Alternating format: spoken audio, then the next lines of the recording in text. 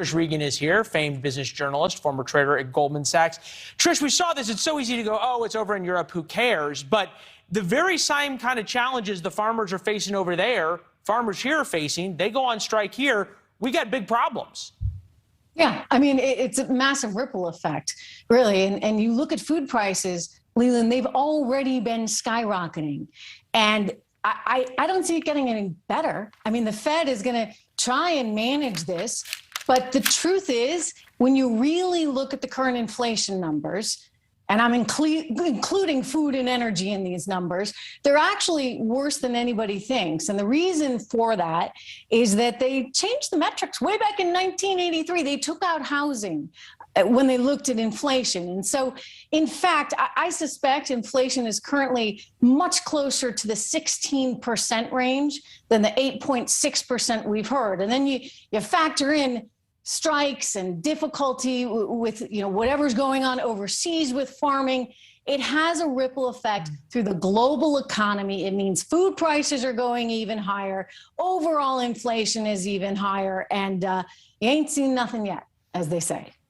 Yeah, and John Boyd, one of the farmers that we've talked to, who's head of the Black Farmers Association, fourth generation here in America. This is what he had to say just a couple of days ago. The administration hasn't made farming, in this case, the American farmer, a priority. And when you don't take care of American farmers, you're going to have a shortage in the supply chain. And what that's going to happen is empty store shelves. Restaurant prices are going to go through the roof because they won't be able to get the goods and services that they've been getting.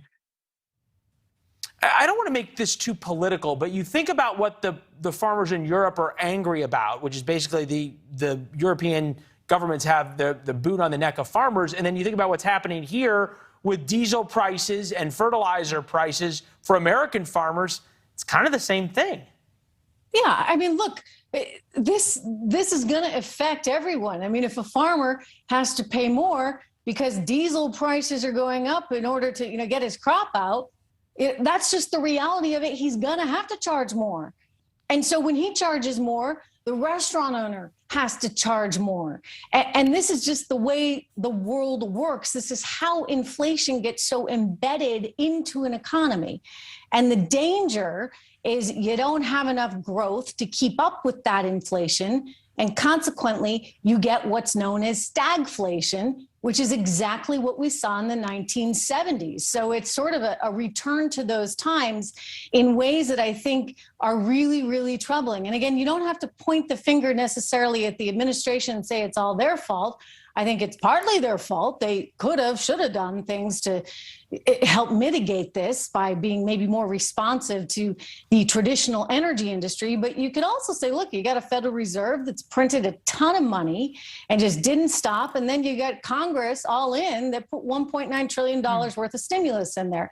And the reality is you combine all those things together and it's having a really big effect on everyday Americans, from farmers to secretaries to you name it, truck drivers. Everyone is affected, Leland. Right. Well, yeah, and farmers, though, are the way we eat, so it's a little higher level.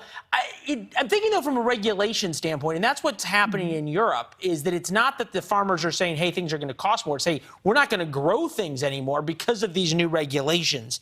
Slash emissions to curb environmental damage, so big restrictions on nitrogen oxide and ammonia from farms. So farmers say, hey, I can't make money. I can't even have livestock. I've got to use less fertilizer. Therefore, I have to have fewer cows per acre, on and on and on. I can't make money. I'm done and quitting.